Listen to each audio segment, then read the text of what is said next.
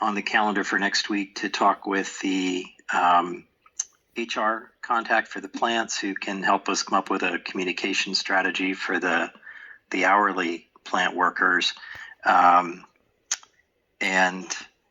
we'll have to identify all the external third parties that, and I think these would primarily be Citrix users that are coming in. I've started work on that on a spreadsheet, but we need to identify who those are and figure out a communication strategy with them. Okay. Did we decide what path we were actually taking?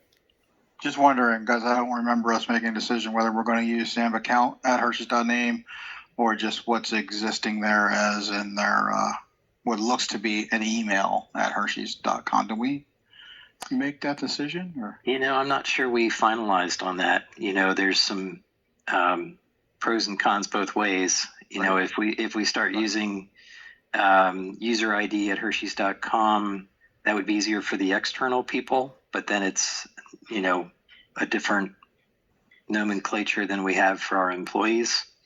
So that's probably another discussion we need to complete. Yeah, I was talking to Greg yesterday about that, and I said, I don't think we made a decision, and I know they're looking for one, so we probably should get a meeting together early next week to make Okay. that. I'll take that. I'll get a meeting scheduled. Go ahead. Okay. Yeah, Tim, I think it will be a major problem only for external users because they are the one who uses the network ID. I think most of our internal users, they know which one to use, right? Like they know for Office and all those things, if they're coming from external, they know that they have to use their email address. So I think that should not be a problem for internal users. So mostly this is, I think, will impact external. Yeah, external and hourly plant employees.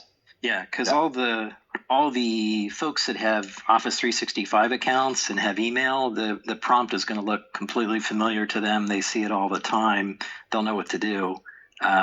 But there's about 5,000 hourly plant employees that don't have email and occasionally connect to look at their paychecks or to do open enrollment. And then we have external partners. External partners getting to Citrix is about 541 contractors, 194 external third parties. So, there's about 700 folks there that we need to worry about on the Citrix side. Okay. Yeah, I think we need to have a separate discussion on that and see what can be done. And good news is, I managed to develop a web page, so where users can log in by using their SAM account, and it displays a UPN for them. I'll show you after this presentation. Yeah. Oh, that'd be great. Yeah, I'll show you that after this presentation. Okay. Okay.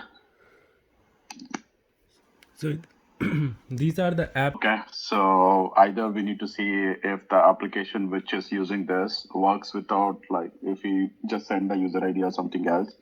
So we need to figure that out, whether if it works. So or else we need to see alternative one. So right now within Azure, so this format, name ID identifier format is not supported. Azure does have unspecified, right? Yes. Yeah, usually if you switch from X509 to unspecified, it does work. Give it a try. Yeah, that's what I'm saying. We have to change, we know that we have to use a different one. So we just need to figure out which one works and then change it to that one. That's all. Okay. Yeah. So we just want to call out that, okay, this is if some applications do require that, then it may not work. So otherwise, I think we should be good. Yeah. And they'll be asked their username and password, so they can use their.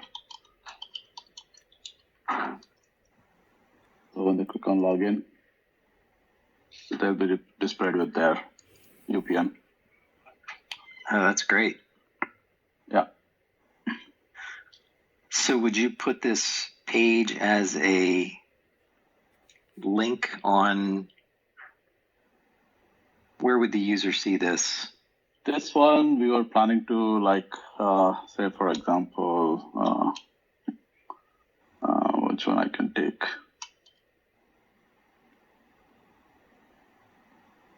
So we have to put somewhere here. Okay. You probably have to put. Sorry, I mean, you probably have to put that behind the F5 since it's going to have to be external facing. Yeah, I know. I mean, I'm saying for the users to see that link, so we'll put it on this one, and I might have to work with you to get that exposed to F5. Can you make sure that the box which is there is hosted in the DMZ, please?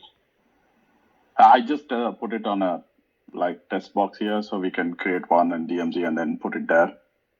Okay, thank you. Yeah, we should add all this to the communique too, so people can actually pre-go get their information too if they wanted to. Actually, right? If you put that link in our communication, then they can go here. You need to go grab your UPN. Here's how you do it. That kind of thing too. That would be great, because then we could send out one general communication. We don't have to send out individualized communications with people's UPN. Yep. Yeah. So one thing, I think, Karthik, if you put it on DMZ, so it will not have access to AD, right, from DMZ. No, so it needs to have access. It's not like the old DMZ, right? Then if the server is in the DMZ, everyone can hit that server. It's not the case. They can hit only through the F5, and they can hit only on the port which you're hosting on. For example, 80 or 443. They can't hit anything else. No. I know. For them, it's fine. What I'm saying is this server should be able to access the Active Directory. So if this server doesn't able to access the Active Directory, then it won't be able to query and get the UPN. We had the same issue a few weeks back. There's a server I think you built. You and Roger worked on this. It's called VMEDI something. I don't remember the server name. That's also the DMZ, but it's still connected to AD. Okay. Yeah. If they have, usually they don't open the ports. If they have open, then it's fine. So if it is in different VLAN, will it be a problem? I know security-wise. It's called, the EP key is called third-party untrusted or something. We can check on that after this call. Okay. Yeah, we can discuss. Yeah. Okay. So let me know if you want me to change anything or add anything, so I can change it here. Or is this fine?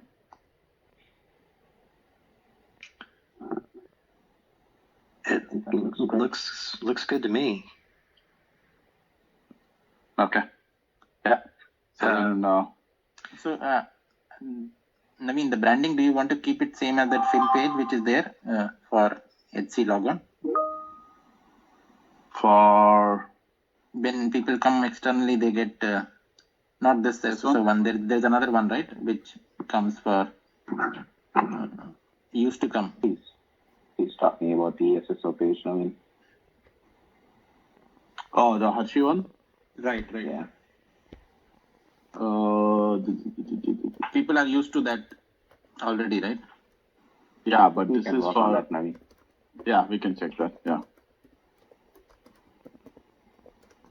Yeah, we can check I have that. the code and bootstrap everything for that. I can just give it to you. Or I can put that on the F5 and then reverse proxy the traffic to you. We'll see. We can see how we can get that to work. Okay, yeah. But this is for them to generate the UPN, right? So anyway, it's going to be different. Yeah. Let's see. We can check that. Yeah. Yeah, just the initial look and feel of the page, the first page. That's all. Okay. Yeah, we'll do that. No problem. Okay. Yeah. Let me know if you. Which is why I encourage the team to, well, you have to just start ahead of time. You have to start 3 months ahead of the cert being expired. That's all. And then you can pace yourself. Right. So, yeah. Understood. But that problem is not there with Azure because it creates individual cert for each app. But can you have 2 certificates though, where you can flip over? Or is it? Yeah, we can. We can. Then you can do that. Okay. Yeah. We can have multiple certificates. So it's not per partner, and then you just switch to the new certificate. Yes. Yeah. Because they're per partner certificates if you're the way you're describing it. Okay, cool. Yeah. That's good to know. I didn't know we could do that one. That's good. Yeah, we can do that. Yeah. And just another update regarding the F5 orgs of your applications. I realized this one yesterday when we were doing one application called supply.hershey's.com. I think I showed you guys that I need to have another metadata for the F5 alone for that application. And then I realized I have two F5s, one in East and one in West. So I have to have two extra metadatas for the same application so that I can cover East F5 as well as West F5. That's free for anything that's hosted on-prem, unfortunately. On-prem and exposed externally for those. Correct, yes. Yeah. Sure. That's fine.